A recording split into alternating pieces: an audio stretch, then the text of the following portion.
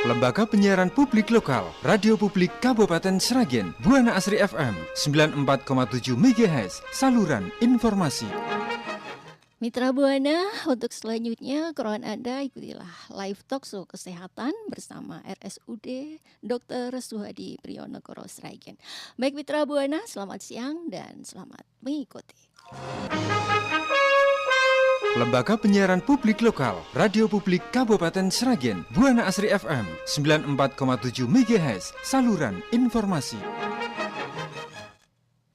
Selamat siang Mitra Buana dan saudara pendengar, berjumpa kembali dalam acara live talk show kesehatan bersama dengan RSUD Dr. Suhadi Priyonegoro Kabupaten Sragen dari 94,7 MHz Buana Asri FM dan live streaming www.lpplbuanaasrisragen.com. Mitra Buana dan pendengar, live talk show kesehatan untuk edisi hari ini, Selasa 11 Februari 2025, membahas tema mengenai Mari Kenali Kanker Kandung Kemih. Tema tersebut dalam rangka Hari Kanker Sedunia tahun 2025. Baik, bersama saya Dewi Ratih, Mitra Buana, telah hadir di studio bersama kami ada Dr. Bagus Gilang, SSPU, dokter spesialis urologi dari RSUD Dr. Suhadi Priyonegoro Kabupaten Sragen. Dan Anda juga bisa bergabung ya Mitra Buana bersama kami untuk berinteraktif ya melalui line telepon di 0271 890 799 ataupun melalui SMS dan juga WhatsApp di 082 133 950 947. Dan live talk show kesehatan siang hari ini juga disiarkan langsung melalui live streaming IG atau Instagram RSUD Dr. Suhadi Priyonegoro Sragen di @rssp Sragen dan juga channel YouTube Buana Asri TV, dan kami juga live di TikToknya LPPL Buana Asri Sragen. Baik, kita sapa terlebih dahulu narasumber kita Mitra Buana secara langsung hadir di studio ya. Selamat siang Dr. Gilang. Selamat siang Mbak, bertemu lagi kita alhamdulillah. Iya, udah beberapa kali kita bertemu ya Dokter Gilang ya, dan dengan tema-tema yang tentunya berbeda ya Pak Dokter. Betul sekali. Apa kabar hari ini? Alhamdulillah. Alhamdulillah baik.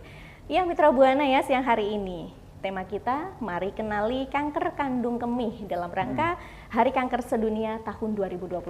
Di mana Hari Kanker Sedunia ini ya Pak Dokter diperingati setiap tanggal 4 Februari ya? Tanggal 4 Februari Hari Kanker Sedunia. Iya gitu ya Mitra Buana. Tentunya ini penyakit kanker ini juga menjadi salah satu penyakit yang ditakuti ya oleh masyarakat. Iya jelas ya, ditakuti kanker ini, dan kenapa ada Hari Kanker Sedunia supaya dengan diperingatinya Hari Kanker Sedunia itu supaya masyarakat di seluruh dunia itu aware itu awas gitu ya, mengenai bahwa bahaya loh sakit kanker ini dan jumlahnya semakin meningkat dan itu mengintai siapa saja. Nanti kita bahas lebih dalam. Oke Pak Dokter. Nah untuk hari ini Mitra Buana, tema kita untuk Mari Kenali Kanker Kandung Kemih ya. Nah, sebenarnya betul. Ini apa sih Pak Dokter? Kanker kandung kemih. Oke, terima kasih. Jadi kita mulai saja pembahasan tentang kandung kemih. Kanker kandung kemih. Jadi sebelum kita spesifik atau secara khusus membahas tentang kanker yang di kandung kemih dulu, ini mumpung lagi ada peringatan Hari Kanker Sedunia. Iya. Ya, jadi kita bahas kanker secara keseluruhan dulu nih. Oke, Pak Dokter. Jadi apa sih itu kanker? Kenapa sih orang bisa jadi kanker kan gitu ya pertanyaannya. Iya. Apakah orang muda bisa mengidap kanker? Apakah semuanya harus orang-orang tua saja kan seperti itu? Jadi kanker itu adalah kondisi di mana kalau orang awam tuh tahunya adanya keganasan di dalam organ tubuh kita. Secara mudah seperti itu. Nah, kenapa bisa seperti itu? Jadi di dalam organ-organ tubuh kita itu ada sel-sel tubuh ya kan? Entah itu sel otak, sel kulit lah, sel tulang, sel otot, atau dalam hari ini sel dari organ kandung kencing ya. Itu mengalami seperti mutasi atau seperti perubahan. Gitu. Ya, jadi transformasi gitu dari sel yang tadinya normal menjadi sel keganasan atau sel kanker. Seperti itu. Nah, penyebabnya sebetulnya macam-macam, tapi paling sering itu adalah karena faktor genetik ya kalau untuk menjadi kanker itu. Jadi misalnya orang tuanya itu sudah punya riwayat kanker, nanti relatif keturunannya atau anaknya yang langsung akan cenderung selnya itu gampang berubah. Gitu-gitu. Dan adanya juga paparan dari luar, yaitu paling sering ya zat-zat yang kita sebut zat-zat karsinogenik atau zat-zat yang mudah menyebabkan kanker. Gampangannya itu yang bersifat oksidan bebas, yang menyebabkan nanti sel-sel normal di dalam tubuh kita itu berubah, mengalami proses stres oksidatif. Intinya selnya berubah menjadi sel-sel kanker, ya cikal bakal gitu. Lama-lama kalau masih terpapar terus oleh zat-zat karsinogenik itu, sehingga selnya itu akan berubah menjadi sel kanker dan nanti akan membuat pembuluh darah baru. Gitu. Makanya orang yang kena kanker itu ada perdarahan sebenarnya di organ tersebut, ya ada perdarahan, sehingga kadang-kadang itu orang yang kena kanker itu anemia alias HB-nya rendah, darahnya rendah. Itu karena ya proses ini itu kanker secara keseluruhan. Nah sekarang kita secara spesifik mau bahas kanker kandung kemih nih. Jadi dengan dasar itu tadi, kanker kandung kemih ini merupakan adanya ya pertumbuhan sel-sel kanker yang ada di dalam kandung kemih secara khusus. Ya secara khusus dia timbulnya sel-sel kanker yang abnormal, sel-sel yang tadinya itu sel-sel di kandung kemih itu kan dinding kandung kemih. Itu dilapisi oleh sel-sel namanya sel-sel urotelial sel. Jadi setiap organ tubuh kita tuh punya sel-sel sendiri. Nah, sel yang khusus unik di saluran kencing itu adalah namanya sel urotelial. Urotelial. Urotelial sel. Nah, kalau misalnya di usus gitu-gitu nanti kalau misalnya usus, terus rahim atau prostat gitu-gitu nanti biasanya selnya itu namanya adenom, jadinya nanti kalau jadi kanker disebut adenokarsinoma gitu-gitu. Nah kalau si kandung kencing, ya kalau si kandung kencing ini karena khusus kita ya, selnya namanya dindingnya itu dari sel urotelial, itu namanya nanti adalah urotelial karsinoma. Nah ini nggak usah diingat-ingat, nggak apa-apa. Maksud saya ini sebetulnya si dinding kandung kencing ini atau semuanya dari saluran kencing kita itu kan dilapisi oleh dinding urotelial ini. Itu tuh dinding yang cukup khusus karena dindingnya itu dia bisa menahan urin yang mana urin itu sifatnya. Urin itu sifatnya kan adalah nekrotik ya. Jadi dia itu sebetulnya kotoran lah gampangnya ya. Gampangnya kotoran dan dia menyebabkan jaringan-jaringan sekitarnya alias urin itu mengalami kematian. Makanya dinding-dinding dari kandung kemih ini dibikin sama Allah tuh namanya urotelial sel, jadi dia kuat sekali. Begitu itu kena kanker, nah itu jadi masalah yang cukup besar. Nah gitulah makanya kalau mau menanya definisi apa itu kanker kandung kemih ya kurang lebih hanya seperti itu aja sih sebenarnya, adalah sel kanker yang tumbuh di kandung kemih. Gitu. Berarti ini di saluran kencing itu ya Pak? Di saluran kencing yang bawah ya kandung kencing. Jadi kita kan saluran kencing ada ginjal. Habis itu dari ginjal itu turun ada saluran kayak selang itu namanya ureter. Habis itu di bawahnya sebelum kemaluan itu namanya kandung kencing. Kandung kencing. Nah itu kandung kencing.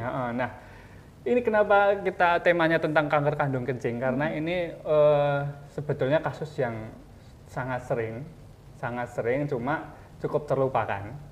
Ya, cukup terlupakan di masyarakat sehingga masyarakat mungkin tidak aware, tidak begitu awas masalah kanker kandung kemih ini, karena kadang-kadang gejalanya nanti kita bahas ya masalah gejalanya itu tidak jelas. Gejalanya tidak jelas sehingga kadang pasien datang ke rumah sakit, ke klinik saya itu sudah stadium yang lumayan tuh. Jadinya ini kita bikin aware. Nah, padahal kanker kandung kemih ini cukup sering. Dia kalau paling sering memang di usia 50 tahun ke atas ya. Gitu. 50 tahun dan ke atas.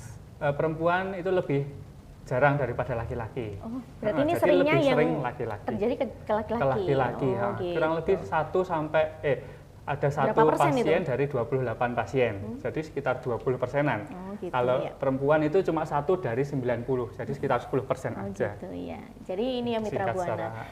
Kanker kandung kemih ini merupakan kanker yang tumbuh dalam organ kandung kemih. Nah ini di mana gejala yang paling umum terjadi ini pada saluran kencing ya atau urin itu ya Pak Dokter. Betul. Ya.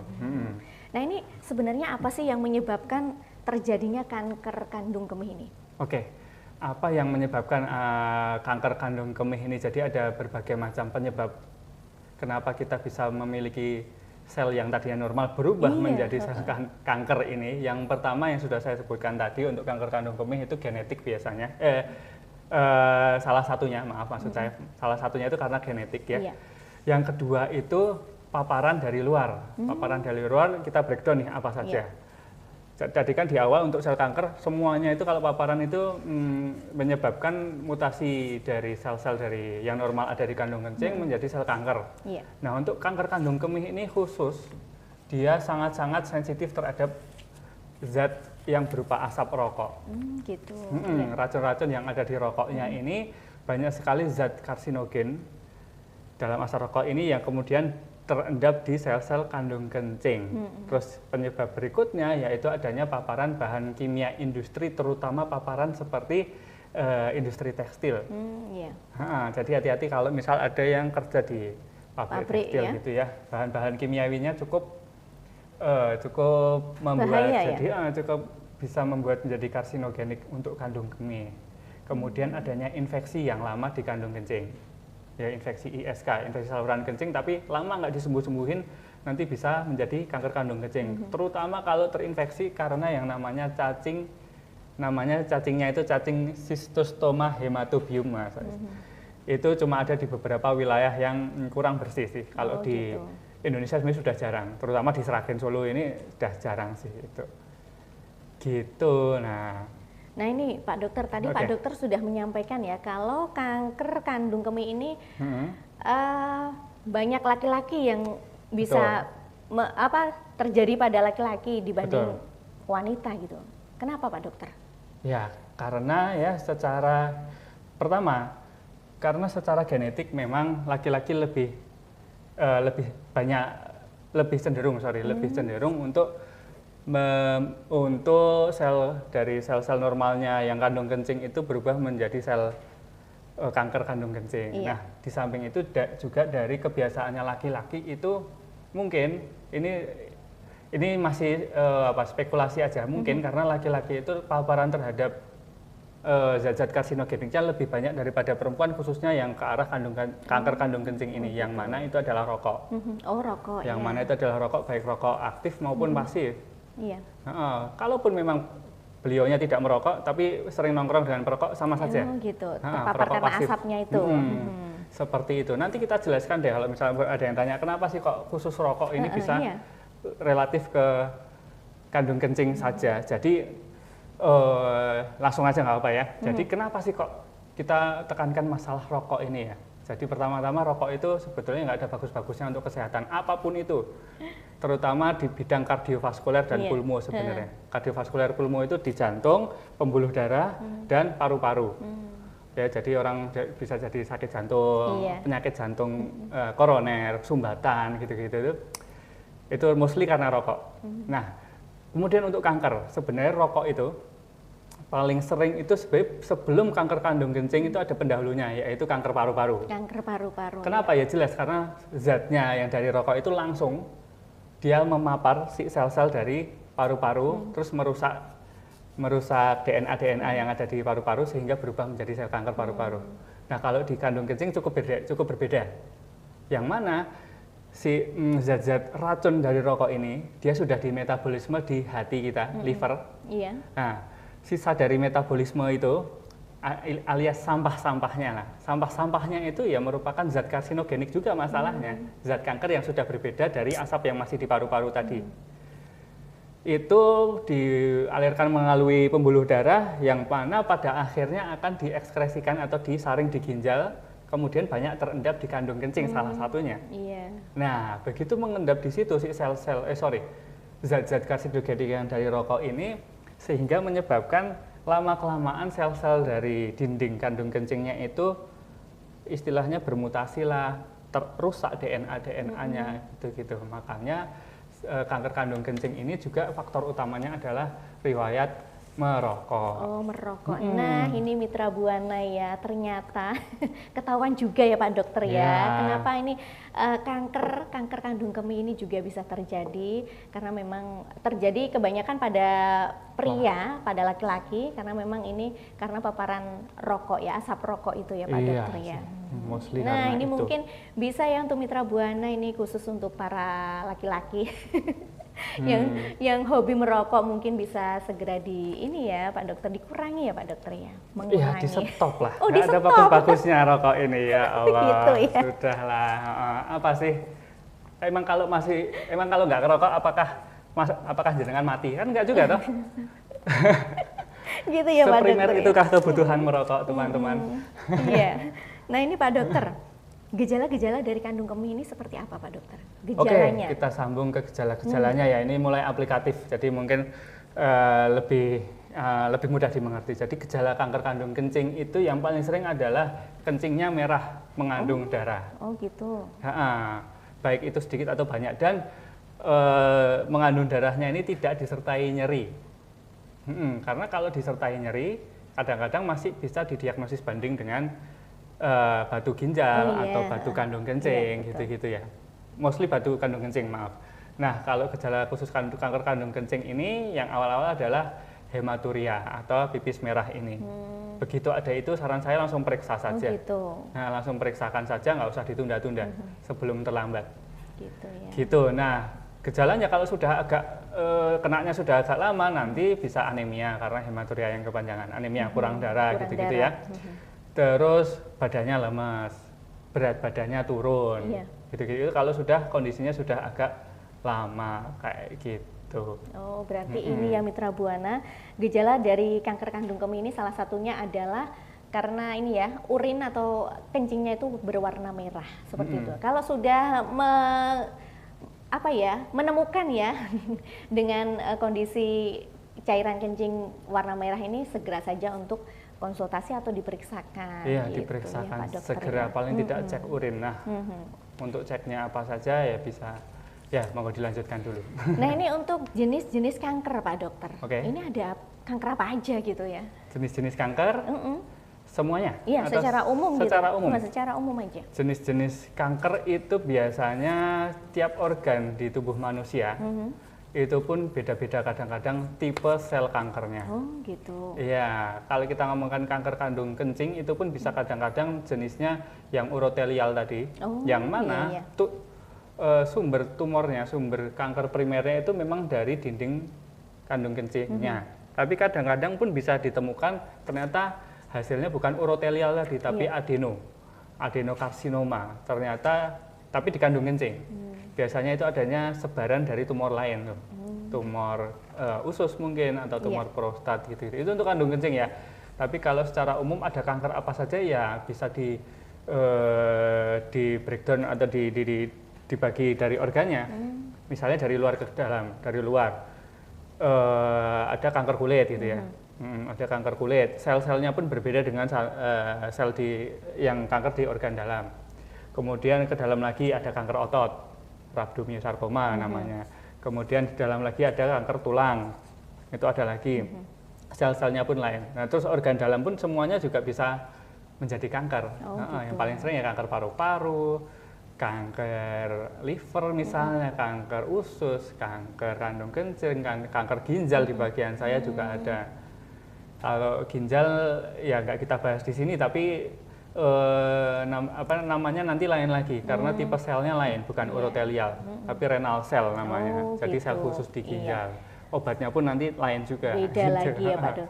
Berarti ini ya Pak Dokter, kanker kandung kemih ini juga ada beberapa jenisnya itu tadi ya, seperti karsinoma urotelial, kemudian karsinoma sel squamosa, seperti itu ya Pak Dokter. Squamosa ya, bisa jadi. Adenokarsinoma. Adenokarsinoma. Berarti ini banyak Mitra Buana ternyata beberapa jenis kanker kandung kemih ya.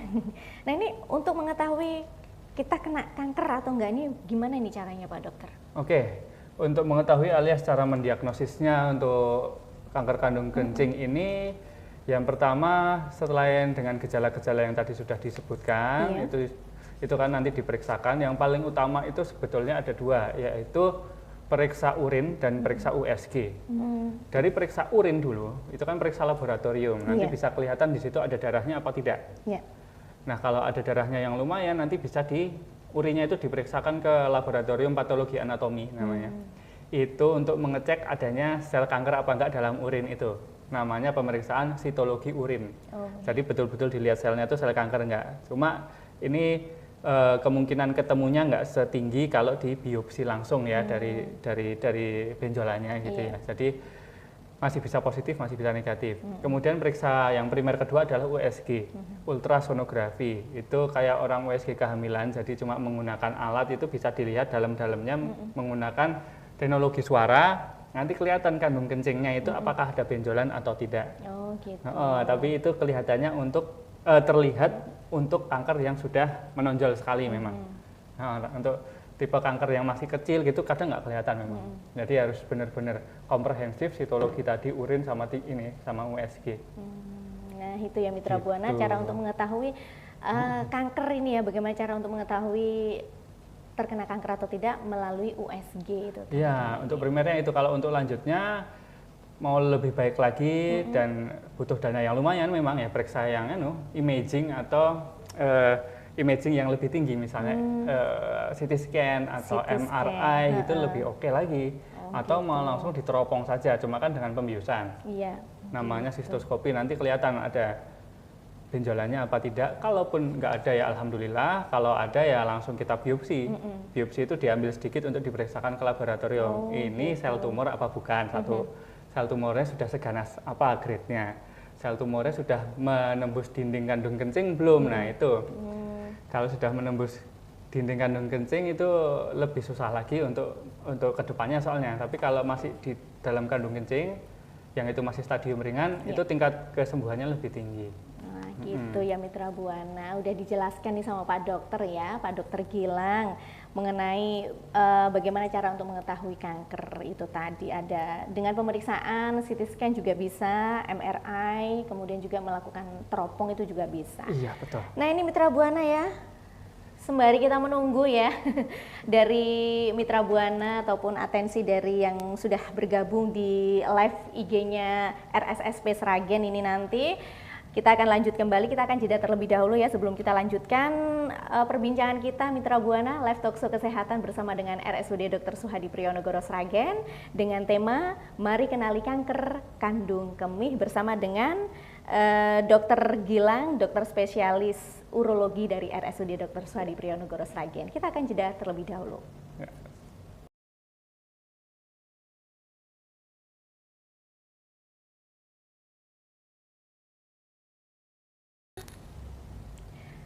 Baik Mitra Buana dan saudara pendengar, Anda masih bersama kami ya, menyimak live talkshow kesehatan bersama dengan RSUD Dr. Suhadi Priyono Kabupaten Sragen untuk edisi hari ini ya, Selasa 11 Februari 2025, yang membahas tema mengenai Mari Kenali Kanker Kandung Kemih, di mana tema ini ya diambil dalam rangka memperingati Hari Kanker Sedunia tahun 2025 yang diperingati setiap tanggal 4 Februari.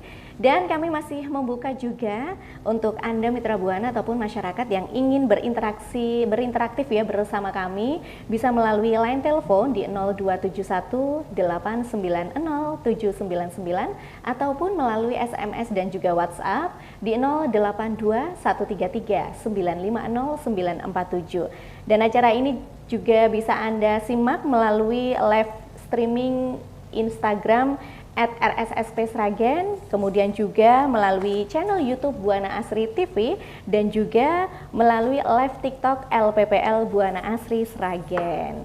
Nah di sini ya Mitra Buana, tadi kita sudah berbincang-bincang bersama Dokter Gilang ya, narasumber kita siang hari ini, dokter spesialis urologi ini ya, mengenai kanker kandung kemih, di mana tadi sudah disampaikan oleh Pak Dokter apa itu kanker kandung kemih, kemudian penyebab kanker kandung kemih, gejala-gejala kanker kandung kemih, dan juga bagaimana cara mengetahui kanker ini ya Mitra Buana. Juga ada beberapa jenis kanker kandung kemih tadi sudah disampaikan juga oleh Pak Dokter Gilang.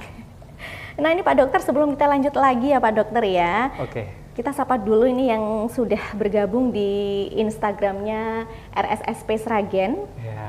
Di sini ada Ruli Agusman ya. Hadir Dr. Gilang Samudro gitu. Siap, terima kasih Pak Ruli. Kemudian juga ada akun namanya Bagus_TP. Wah, kembaranku gitu Pak Dokter. Ada juga Dr. Gigi Ana Susanti juga menyapa bergabung bersama siap, kita. Dan ini Pak Dokter ada pertanyaan ini dari Purwanto Ipung ya, gitu ya. Purwanto Ipung ini tanya, apa ada karakteristik tiap-tiap kanker gitu Pak Dokter? Oh baik, apakah ada karakteristik yang spesifik gitu ya tiap-tiap kanker? Iya. Oke baik, izin saya langsung jawab saja ya. Ini mungkin secara umum mungkin ya pertanyaannya, tiap-tiap kanker yang ada di dalam tubuh kita ini apakah ada karakteristik khusus gitu ya? Tapi kalau secara umum, mau itu kanker di mana saja, kurang lebih gejalanya yang hampir sama itu adalah adanya, kalau yang sudah agak kronis ya, kronis itu maksudnya agak lama, biasanya badannya merasa lemas gitu ya, merasa lemas, kemudian ada penurunan berat badan, yang nggak diketahui penyebabnya. Ya yang jelas nutrisinya jelas jadi berkurang. Nah kenapa seperti itu tadi di awal sudah dijelaskan ya, mungkin karena sifat dari kanker ini dia sel kanker ini menyebabkan adanya pembuluh darah baru yang itu berdarah, sehingga darah yang banyak yang keluar ini menyebabkan anemia atau kurang darah, sehingga pasien lemas dan berat badannya itu cenderung turun gitu. Kalau karakteristik yang khusus atau spesifik terhadap masing-masing organ yang terkena kanker, memang yang jelas beda-beda sih gejalanya ya. Kalau misalnya yang paling sering sih kalau ada kanker di organ tersebut, itu kan adanya benjolan, dan karena adanya perdarahan di situ kadang ngerasa nyeri juga. Misalnya tumor ginjal, dia akan nyeri di pinggang. Kalau kanker kandung kencing, ya memang khusus dia jarang adanya sakit di perut bawah memang.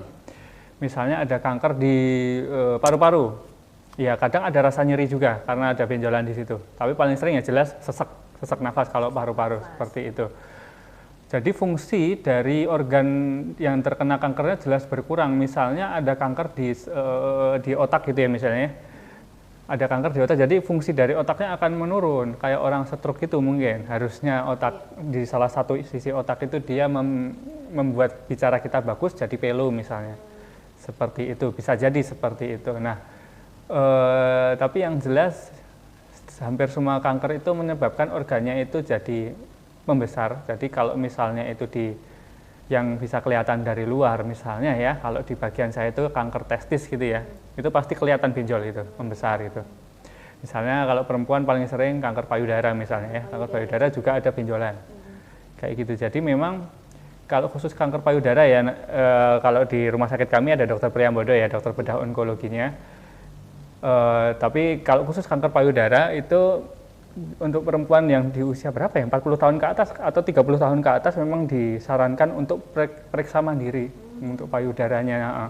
Ada yang namanya sadari alias pemeriksaan payudara sendiri, nanti bisa dilihat simetris enggak, ada benjolannya enggak. Gitu-gitu ya, karena kembali ke sifat kanker pada umumnya ya, ini kalau semakin cepat ditangani semakin baik lah intinya gitu. Jadi screening sangat-sangat penting. Berarti ini intinya itu kalau terjadi kanker itu ada benjolan itu ya Pak Dokter? Ya, menjadi organ tersebut membesar, membenjol lah. Jadi itu yang Pak Purwanto Ipung ya, sudah dijelaskan oleh Pak Dokter Gilang. Ini untuk karakteristik tiap-tiap kanker ini, setiap kanker ini pasti ada ini ya, kalau dinamakan kanker ada benjolannya itu. Jadi kita juga harus tetap menjaga ya Pak Dokter ya, kesehatan dan tentunya pola makan ya Pak Dokter. Itu banyak sekali nanti kita bahas deh untuk masalah pencegahan. Ya ini juga selamat siang ini yang sudah gabung bersama kita di Instagram ya, di ini Dewi Isnarwanto. Selamat siang ini.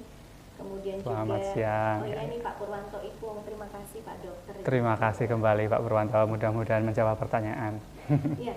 Nah ini Pak Dokter, apakah kanker kandung kemih ini bisa dicegah? Oke, siap. Jadi kanker kandung kencing ini jawabannya walaupun tidak ada jaminannya ya untuk mencegah total, tapi beberapa langkah ini bisa untuk mengurangi risiko terjadinya kanker kandung kencing. Yang mana yaitu adalah menghindari faktor risiko tadi, misalnya merokok tuh, kemudian paparan zat-zat kimia di di pabrik tekstil gitu-gitu. Kemudian kalau secara umum ya kita mau bicarakan kalau nggak khusus terhadap kanker kandung kencing, itu adalah hidup sehat. Jadi hidup sehat itu secara umum ini saya kasih tahu resep saya ya ini ya. Iya, resep saya yang sebenarnya sudah global juga. Saya juga ngambil dari dunia juga. Jadi kita kalau hidup sehat itu sebenarnya pilarnya cuma ada 3 tambah 1, jadi 31. Nah, 3+1. yang penting itu kalau 3 itu secara duniawi saja ya. Jadi yang pertama itu adalah nutrisi yang baik. Nutrisi yang baik. Oke, asupan nutrisi yang baik. Apapun itu yang masuk ke dalam tubuh kita. Mau itu makanan, minuman, atau zat-zat yang yang tidak bagus atau yang bagus, itu masuk ke poin pertama ini, nutrisi yang baik.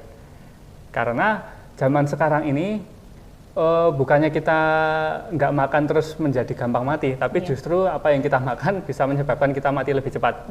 Gampangannya kayak gitulah. Nah, poin pertama itu cukup penting, yaitu nutrisi yang masuk ke dalam tubuh kita. Yang kedua itu adalah aktivitas fisik yang bagus. Aktivitas fisik. Aktivitas fisik, yang mana itu meliputi ya olahraga sebetulnya, atau kita sebut secara khusus itu adalah exercise. Exercise itu beda dengan sport ya teman-teman. Jadi exercise itu lebih ke latihan. Kalau sport itu olahraga yang biasanya bermain, misalnya main badminton lah, main futsal. Ya, ini yang saya maksud bukan itu. Yang saya maksud itu adalah exercise harian. Exercise. Nah, kalau bisa memang kita itu nggak memandang usia, mau usia muda atau tua sekalipun, memang sarannya tetap exercise. Ya, itu ada panduannya sebenarnya ya. Kalau tergantung tujuannya. Kalau untuk kebugaran saja minimal itu dalam seminggu itu paling baik itu 150 menit. 150 menit. Dalam 1 minggu itu Pak Dokter. 150 menit melakukan latihan ini, exercise ini. Exercise-nya sendiri itu tipenya apa? Itu bisa 2, yaitu cardio exercise sama angkat beban. Nah, itu dibagi saja. Kalau tujuannya kebugaran tadi 70%-nya itu kardio, 30%-nya angkat beban. Jadi teman-teman, angkat beban ini cukup wajib. Jadi kalau teman-teman cuma mengandalkan jalan kaki harian atau lari harian itu sudah bagus sih, tapi masih kurang. Oh gitu. Itu sudah bagus tapi masih kurang. Kalau bisa itu seperti itu. Disesuaikan dengan usianya. Nah, ini biar jadi awareness juga nih untuk hidup sehat secara umum, resepnya itu. Ya, yang kedua adalah latihan fisik tadi ya. Latihan fisik. Untuk caranya sebenarnya banyak, tapi kalau cuma untuk kebugaran aja paling tidak 150 menit per minggu. Atau paling tidak sehari 30 menit lah gampangannya untuk kesehatan kardiovaskular juga loh, ini nggak cuma kanker aja. Gitu. Minimal jalan kaki lah, tapi jangan jalan kaki yang lambat ya, yang agak cepet, yang ada rasa ngos-ngosannya. Betul. Sedikit menguras aja. tenaga sedikit gitu. Ya, jangan yang capek-capek banget ya. Kalau capek-capek banget nanti jadinya olahraga high intensity. Kita yang low intensity aja kalau cuma untuk jaga kebugaran. Ya gitu-gitu. Itu kedua tuh exercise. Mau itu lari, sepedaan terserah. Mau itu berenang lebih oke lagi. Ditambah angkat bebannya supaya apa? Angkat beban karena otot-otot rangka kita ini harus dilatih. Apalagi untuk masa tua ini lebih bagus sekali. Tapi walaupun jenengan misalnya sudah lansia sekalipun, saya tetap menyarankan tetap angkat beban. Walaupun nggak usah yang dibayangkan beban yang berat sekali, nggak usah. Yang penting ada angkat beban supaya menguatkan otot rangka. Banyak sekali manfaatnya soalnya. Mencegah kelemahan dari anggota gerak dan mencegah penyakit-penyakit metabolik yang jelas seperti diabetes mellitus, hipertensi dan lain-lain. Dan tentunya juga melancarkan metabolisme tubuh, sehingga dari exercise ini pun juga mencegah terjadinya kanker. Tujuan kita kan di situ nanti. Itu tadi baru 2 ya teman-teman ya. Iya. Yang kedua? Yang pertama nutrisi, yang kedua aktivitas fisik, yang ketiga ini yang sering terlupakan yaitu istirahat yang berkualitas, tidur yang berkualitas. Ya, jadi maksudnya tidur teman-teman. Iya. Paling tidak 9 jam ya Pak Dokter. Tidur. Nah, itu kalau 9 jam itu namanya kuantitas. Oh, kuantitas. Nah, kalau ini yang saya maksud adalah kualitas tidurnya. Kualitas tidurnya itu ya oke lah, secara kuantitas paling tidak kita yang dewasa ini 6 jam lah sebetulnya yang bagus ya, 6 jam. Tapi dalam tidur tersebut itu sebenarnya kan ada fase-fase tidur. Ada fase tidur ringan, fase tidur dalam. Ada fase namanya REM sleep atau rapid eye movement, di mana pada saat itu kita bermimpi.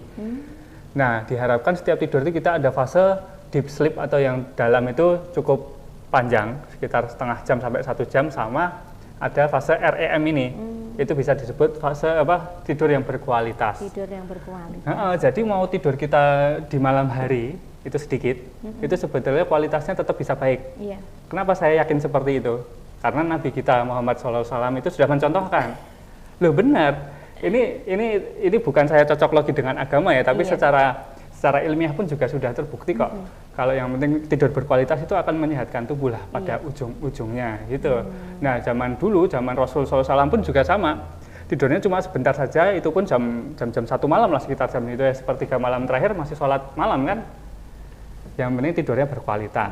Ya kalau sempat tidur siang, tapi gitu. tidur siang ini nggak boleh lama-lama. Ya maksimal 30 menit sebetulnya. Kalau lebih dari itu justru malah membuat jelek tubuh. Itu pun sudah dicontohkan juga di zaman Nabi dulu. Jadi Masya Allah kita yang Islam ini sebenarnya sudah dicontohkan semua teman-teman, dan semua sudah terbukti secara ilmiah zaman sekarang.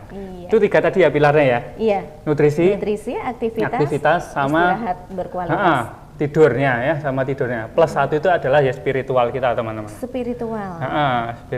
Spiritual itu ya mencakup hubungan kita dengan Sang Pencipta, maksudnya agama ya teman-teman. Iya.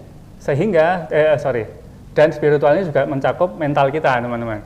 Jadi percuma aja fisik kita bagus tapi mental kita breakdown, mental kita jelek itu ya. Iya. Jadi psikologisnya nggak bagus, itu pun menurunkan imun juga. Ujung-ujungnya sudah mudah terkena kanker juga gitu.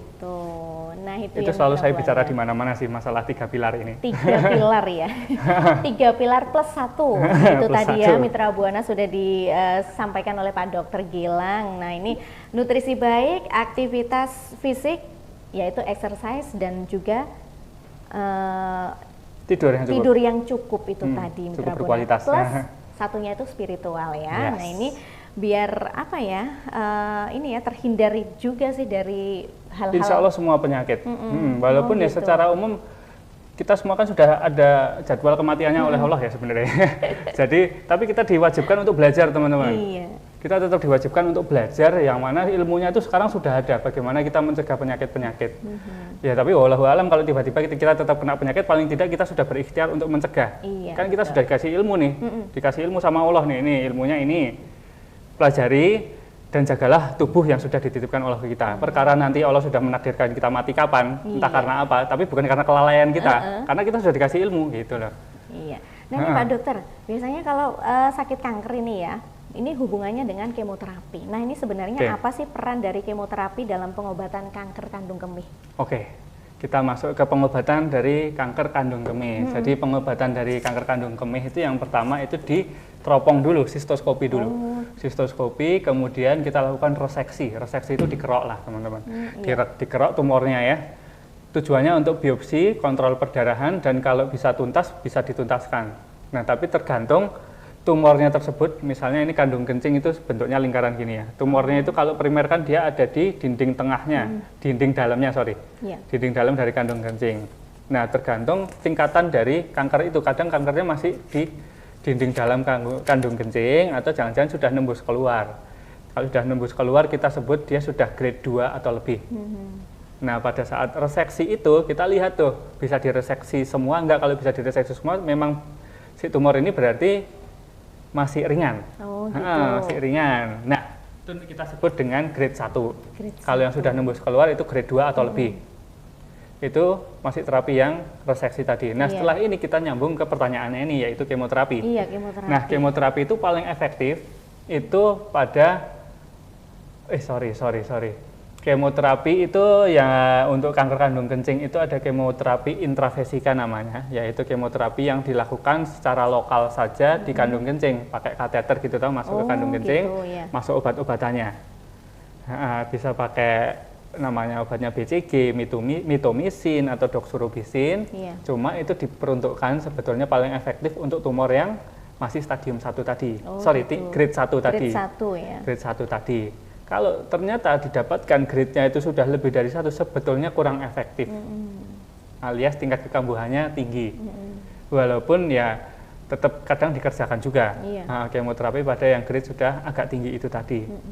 Nah, ya itu kan PR juga untuk kita. Makanya kita adakan penyuluhan atau edukasi seperti ini supaya yang ditemukan di poliklinik itu adalah yang stadium rendah gitu loh. Tapi biasanya yang kan yang kesana itu udah stadium. Nah, betul. Yang stadium yang lumayan. Iya, lumayan Makanya ini. penyuluhan kanker, kenapa saya pilih kanker kandung kencing? Karena yang di poliklinik ketemunya stadium yang tinggi. Makanya ya diharapkan dengan ada penyuluhan kayak gini, barangkali keluarganya ada yang pernah pipis merah, segeralah diperiksakan. Gitu, Kemana iya. saja boleh. Yang penting cek urin dulu. Biar kalau emang itu benar kanker kandung kencing masih tahapan yang masih grade yang ringan, jadi kesembuhannya lebih baik nantinya. Iya, lebih cepat juga. Gitu, jadi kemoterapi masih bisa. Kemoterapi yang lokal saja, intravesika ya, jadi bukan kemoterapi yang diinfus. Kalau infus kan memang kemonya obatnya nanti masuk ke seluruh tubuh tuh. Oh gitu, Jadi obat efek keras sampingnya ya? lebih tinggi, efek sampingnya. efek Jadi sampingnya. kalau yang secara lokal saja di kandung kencing, harapannya efek sampingnya lebih minimal gitu, nggak sampai yang bikin rambut rontok dan segala Iya, macam betul. gitu-gitu. Nah itu ya Mitra Buana, ternyata untuk kemoterapi ini juga alangkah baiknya ketika kita sudah mendapati ya ada kencing berwarna merah, segera ke klinik ya gitu untuk memeriksakan agar ini ya kanker ini tidak menyebar juga ya Pak Dokter. Betul, ya. Nah ini Pak Dokter ada pertanyaan yang masuk melalui WhatsApp. Siap. Selamat siang Mbak Dewi, ya selamat siang juga. Dok, apakah kandung kemih itu juga menyebabkan sakit batu empedu? Dari Lana di Sragen, terima kasih. Baik, terima kasih pertanyaannya. Iya. Apakah maksudnya kanker kandung kemih ya? Iya, kandung Kanker kemih itu kanker- apakah bisa menyebabkan sakit batu Sakit empedu? batu empedu ya. Iya. Oke. Jadi penyebab kanker kandung kencing dan penyebab batu empedu itu cukup jauh berbeda. Oh, beda. Cukup jauh berbeda. Jadi kalau misalnya yang ditanyakan apakah kanker kandung kencing bisa menyebabkan batu empedu, jawabannya non sewu tidak. Oh, tidak. Jawabannya tidak. Jadi kalau memang tiba-tiba dalam pasien tersebut ditemukan dua hal tersebut, kanker kandung kencing dan batu empedu, kemungkinan penyebabnya lain. Kalau kanker itu karena zat-zat karsinogenik dan tadi yang kita sudah sebutkan lainnya itu, Iya. kalau batu empedu mostly paling sering mayoritas itu adalah karena asupan kolesterol yang berlebihan. Sehingga terjadi endapan di kantong empedu yang ada di bawah liver kita. Itu terbentuk endapan-endapan yang consist of kolesterol, batu kolesterol lah gampangnya, batu kolesterol yang tersimpan di kantong empedu gitu sih. Ternyata ini ya untuk Mas Jadi Lana yang tidak dari begitu Sragen ini berhubungan. beda ya. Ini Beda penyebabnya juga ya Pak Ah, Dokter beda ya. penyebabnya sih. Jadi ini beda antara kanker kandung kemih dan juga batu empedu itu tadi. Jawabannya itu beda. adalah tidak gitu ya. Nah ini Pak Dokter ya, karena juga waktu yang membatasi kebersamaan kita Pak Dokter. Maaf terlalu banyak bicara saya. Tidak Pak Dokter, malah kita banyak ilmu juga dari Pak Alhamdulillah, Dokter ini. mudah-mudahan bermanfaat. Iya. Nah ini Pak Dokter sebagai Yeah. closing statement Yeah, siap. perjumpaan kita siang ini ya, mari kenali kanker kandung kemih. Silahkan. Baik, closing statement dari saya ini, alhamdulillah pertama-tama saya terima kasih banyak ke Rumah Sakit Sragen dan Radio Buana Asri karena diberikan kesempatan bicara masalah kanker, khususnya kanker kandung kencing, karena dengan tujuan harapannya adanya penyuluhan untuk masyarakat seperti ini tuh masyarakat jadi lebih awas terhadap penyakit kanker, khususnya kanker kandung kencing. Karena jumlahnya yang semakin meningkat dan ya temuan di rumah sakit yang sudah stadium yang cukup lanjut, sehingga harapannya dengan adanya ini penyuluhan seperti ini masyarakat jadi lebih aware sama dirinya sendiri atau keluarganya, jadi segera bisa diperiksakan dan bisa menghindari faktor risiko yang didapat ya, yang seperti rokok dan lain-lain itu. Closing statement saya mengenai kanker kandung kemih seperti itu sih. Ya saya harap kalau ada pertanyaan nanti bisa disampaikan melalui RSSP Sragen, Rumah Sakit Sragen. Dan ya saya harap kalau misalnya ada yang mau penyuluhan atau apa lebih lanjut, ya mungkin radio bisa mengundang lebih sering lagi. Iya gitu ya Pak Dokter ya. Iya, saya dengan senang hati kayak gini demi masyarakat yang lebih baik. Iya, terima kasih Pak Dokter untuk closing statementnya untuk masyarakat Sragen juga sekitarnya, bagi Mitra Buana semuanya ya. Jadi itu ya Mitra Buana, closing statement dari Pak Dokter ya. Mungkin dengan hadirnya sosialisasi ataupun kita dapat ilmu ya mengenai ini ya, kanker itu tadi. Nah, kita jadi tahu dari Pak Dokter ini, dan mudah-mudahan ya diharapkan dengan adanya seperti ini ya, talkshow semacam ini bisa untuk meningkatkan kesadaran dan dukungan bagi para penyintas kanker di seluruh dunia seperti itu. Dan Hari Kanker Sedunia tahun 2025 ini Mitra Buana mengusung tema United by Unique. Nah, tema tersebut menekankan bahwa pengalaman kanker setiap individu memiliki keunikan, namun kita dapat tetap bersatu dalam solidaritas dan kepedulian. Dan tema ini mengajak seluruh pihak untuk menciptakan lingkungan yang inklusif, yaitu penyediaan akses perawatan yang adil dan berkualitas. Semoga informasi tadi bermanfaat ya Pak Dokter. Amin. Dan untuk masyarakat Sragen juga Mitra Buana semuanya, bila ada yang ingin dikonsultasikan lebih lanjut, silakan untuk berkunjung ke RSUD Dr. Suhadi Priyonegoro Sragen. Dan Mitra Buana, demikian talk show kesehatan bersama dengan RSUD Dr. Suhadi Priyonegoro Kabupaten Sragen, membahas tema mengenai mari kenali kanker kandung kemih. Semoga bermanfaat. Sampai jumpa dalam acara live talk show kesehatan edisi selanjutnya. Saya Dewi Rati dan Dr. Gilang. Siap, Mbak Dewi. Terima kasih untuk kehadirannya siang hari ini. Kembali. Dan juga segenap tim yang bertugas yang hari ini ya, mengucapkan terima kasih kebersamaan dan perhatian Anda. Selamat siang. Selamat siang.